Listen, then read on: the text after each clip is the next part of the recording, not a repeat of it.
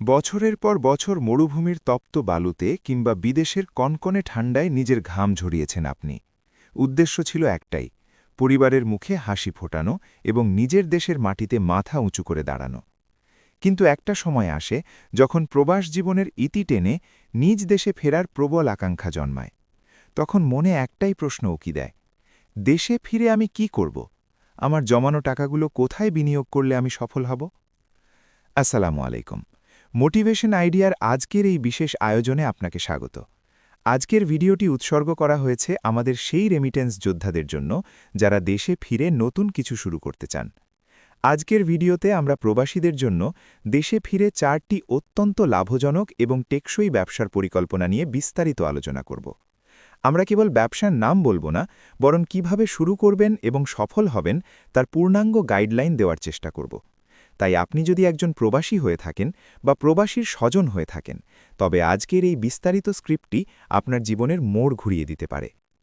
আমাদের তালিকার প্রথম এবং সবচেয়ে সম্ভাবনাময় ব্যবসা হল স্মার্ট এগ্রো বা আধুনিক কৃষি খামার। অনেক প্রবাসী মনে করেন কৃষি মানেই কেবল ধান বা পাটের চাষ, কিন্তু বর্তমান সময়ে কৃষি একটি অত্যন্ত হাই প্রোফাইল ব্যবসায় রূপান্তরিত হয়েছে।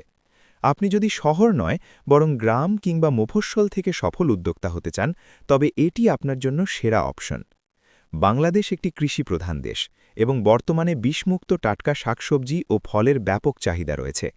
আপনি যদি প্রবাসে থাকাকালীন কিছু টাকা সঞ্চয় করে থাকেন, তবে সেই পুঁজি দিয়ে ৫-১০ কাঠা জমিতে আধুনিক হাইড্রোপনিক্স বা পলিনেট হাউস তৈরি করতে পারেন, যেখানে ক্যাপসিকাম, স্ট্রবেরি বা ড্রাগন ফলের মতো উচ্চ মূল্যের ফল চাষ করতে পারবেন।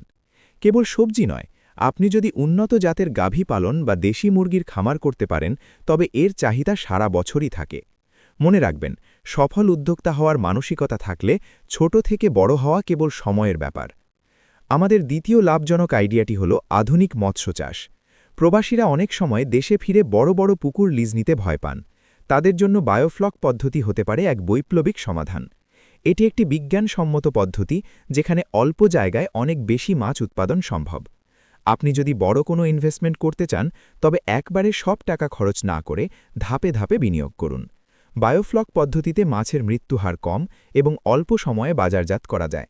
আপনি যদি আপনার বাড়ির উঠানে ৩-৪টি ট্যাঙ্ক বসান, তবে সেখান থেকেই প্রতি মাসে মোটা অঙ্কের লাভ করা সম্ভব। এটি প্রবাসীদের জন্য অত্যন্ত আরামদায়ক একটি ব্যবসা হতে পারে।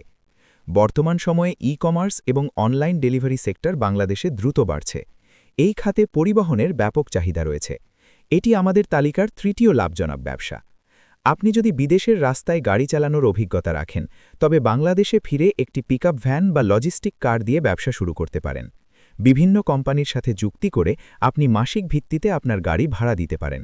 দেশে এখন অসংখ্য অনলাইন শপ তৈরি হয়েছে, যাদের পণ্য কুরিয়ার করার জন্য নির্ভরযোগ্য পরিবহনের প্রয়োজন। এটি একটি প্যাসিভ ইনকাম সোর্সের মতো কাজ করতে পারে।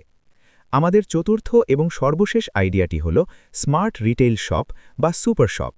গ্রামের গঞ্জে বা মোকস্বল এলাকায় এখনও মানসম্মত পণ্যের অভাব রয়েছে। আপনি যদি আপনার এলাকার বাজারের প্রধান পয়েন্টে একটি আধুনিক দোকান দিতে পারেন, তবে তা দ্রুত জনপ্রিয় হবে। কেবল চায় ডাল নয়, বিদেশের অভিজ্ঞতায় আপনি যদি কাস্টমার সার্ভিসের উপর জোর দেন, তাহলে আপনার ব্যবসা অন্য সবার থেকে আলাদা হবে। অল্প পুঁজি নিয়ে একজন সফল উদ্যোক্তা হওয়ার এটি একটি চমৎকার মাধ্যম। এবার একটি গুরুত্বপূর্ণ সতর্কবার্তা। অনেক প্রবাসী দেশে ফিরে ভুল মানুষের পাল্লায় পড়ে তাদের কষ্টার্জিত সব অর্থ হারান। আপনি যখন ব্যবসা শুরু করবেন, আপনার অনেক অংশীদার বা পার্টনারের প্রয়োজন হতে পারে। এখানেই আপনাকে হতে হবে সাবধান। মানুষ চেনা খুব সহজ নয়, কিন্তু কিছু সাইকোলজিক্যাল কৌশল ব্যবহার করে আপনি বুঝতে পারবেন কে আপনার শুভাকাঙ্ক্ষী আর কে আপনাকে ঠকাতে চায়।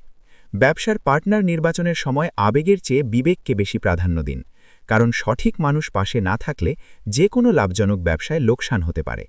এবার আসি ইনভেস্টমেন্ট টিপসে।